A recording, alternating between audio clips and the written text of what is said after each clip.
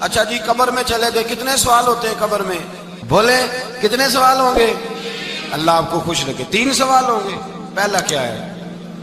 تیرا رب کون ہے؟ میں مثال دینے لگا ہوں، کسی نے انکار کر دیا، کہنے لگا ہا ہیتا لا ادری، میں نہیں جانتا۔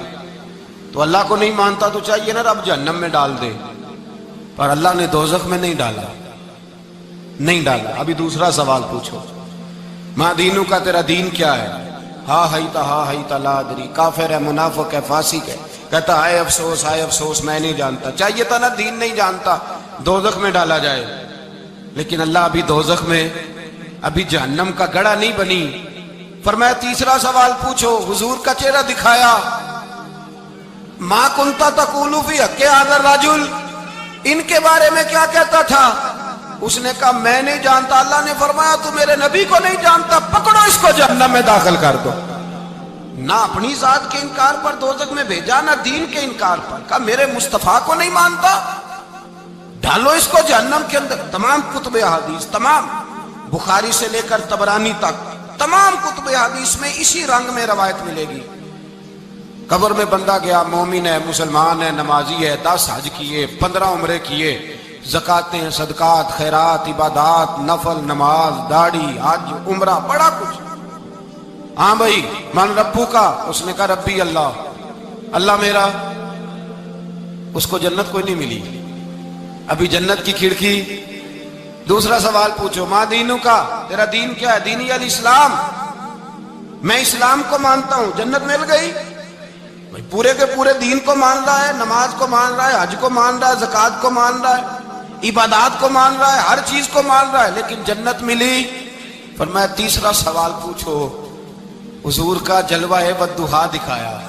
کچھ لوگ غلط ترجمہ کرتے ہیں، یہاں بھی کہتے ہیں پوچھا جائے گا یہ کون ہے، یہ لفظ نہیں ہے، ما کنت تقول فی حق ھذا الرجل۔ اللہ فرمائے گا یہ بتا دنیا میں میرے نبی کو کیا کہا کرتا تھا، ان کے بارے میں تو دنیا میں کیا کہا کرتا تھا۔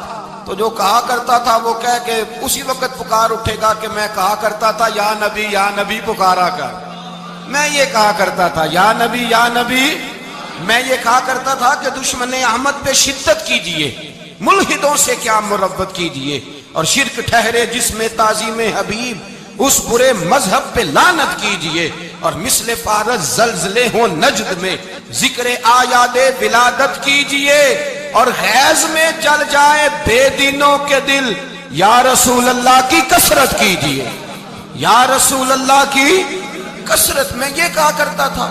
اچھا اس نے اللہ کو مانا، دین کو مانا، جنت نہیں ملی۔ جب کہنے لگا نا ہوا محمد الرسول اللہ صلی اللہ علیہ وسلم، جب حضور کو پہچانا، حضور کو، نبی پاک کو پہچانا، تو فرمایا نہیں میرے یار کو جانتا ہے، اب کھول دو جنت کا دروازہ۔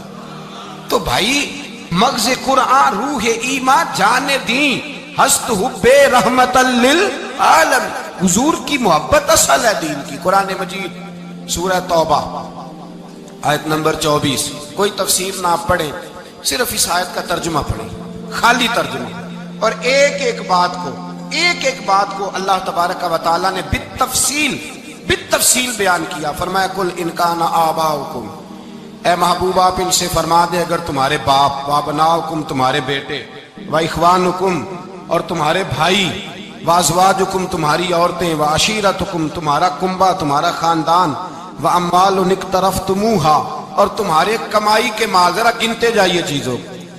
فرمایا محبوب کہہ دیں تمہارے باپ بھی، تمہارے بیٹے بھی، تمہارے بھائی بھی، تمہاری عورتیں بھی، تمہارا سارا ہی خاندان، بات ہی ختم کر دی، تمہارا سارا ہی خاندان، واموال اقترفتموہا اور تمہارا کمایا ہوا مال۔ ایک مال وہ ہوتا ہے جو بندے نے کمایا نہیں ہوتا، آیا ہوتا ہے، آئے اور کمائے میں جو آیا ہوتا ہے اس کی قدر نہیں ہوتی۔ اللہ فرماتے ہیں واموال اقترفتموہا، تمہارا کمایا ہوا مال، وتجارت تخشون کسادہا اور تمہاری وہ تجارت جو تم نے محنت کر کے کاروبار چمکایا ہے اور تم ڈرتے ہو کہ نقصان نہ ہو جائے، ومساکن تردونہا اور تمہارا وہ رہنے کا مکان جو تمہیں بڑے پسند ہیں۔ یہ ساری چیزیں گنوا کے کہا احب الیکم من اللہ ورسولہ، اگر یہ چیزیں تمہیں خدا سے زیادہ پیاری ہوں اور خدا کے رسول سے زیادہ پیاری ہوں، وجہاد فی سبیلہ، اور ان کے رستے میں جہاد سے زیادہ پیاری ہو، پھر کیا کرو؟ فتربصوا، انتظار کرو، حتی یاتی اللہ بامری، یہاں تک کہ اللہ تم پر اپنا عذاب لے آئے گا۔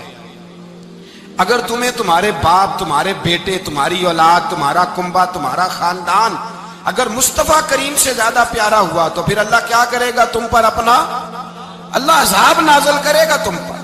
اگر یہ چیزیں تمہیں خود رسول پاک نے بیان کیا اور لفظ انداز دیکھیے حدیث پاک کا، لا یؤمن احدکم حتی اکون احب الیہ من والدہ وولدہ، تم میں سے کوئی اس وقت تک مومن ہی نہیں ہو سکتا جب تک میں اسے اس کے ماں باپ اور اس کی اولاد والناس اجمعین، اور بات ہی ختم کر دی، فرمایا جب تک سب لوگوں سے بڑھ کر مجھ سے پیار نہ کرے اتنی دیر تک مومن ہو سکتا۔ حضرت عمر حضور کی بارگاہ میں آئے، عام آدمی نہیں، جناب فاروق اعظم، نبی پاک صلی اللہ تعالی علیہ وسلم کی یہ حدیث سنی تو حاضر خدمت ہوئے، کہنے لگے یا رسول اللہ صلی اللہ علیہ وسلم، میں ہر چیز سے بڑھ کر آپ سے پیار کرتا ہوں، اور میں خالی نعرے لگانے والا نہیں، میں گھر سے تجربہ کر کے آیا ہوں، میں نے اولاد سامنے رکھی ہے، پھر آپ کا پیار سامنے رکھا ہے۔ حضور مجھے اولاد نہیں زیادہ پیاری، آپ زیادہ پیارے ہیں۔ اولاد زیادہ پیاری نہیں، ہم نے بھی کبھی سامنے رکھی ہے اولاد اور حضور کا پیار جی۔ میں حدیث پاک بیان کر رہا تھا تو روک گیا ہوں اچانک ہی، رکھی ہے کبھی سامنے جی؟ اگر رکھی ہوتی نا تو بیٹے کو پہلے بٹھا کے اس کو کہتے بیٹے پہلے قرآن سیکھ، پہلے حضور کا فرمان سیکھ۔ بیٹا جیسے ہی بڑا ہوتا کونپلیں داڑھی کی نکلتی، اگر حضور سے پیار ہوتا تو اماں اسے کہتی بیٹا داڑھی نہ مڑانا، یہ مصطفیٰ کا طریقہ ہے۔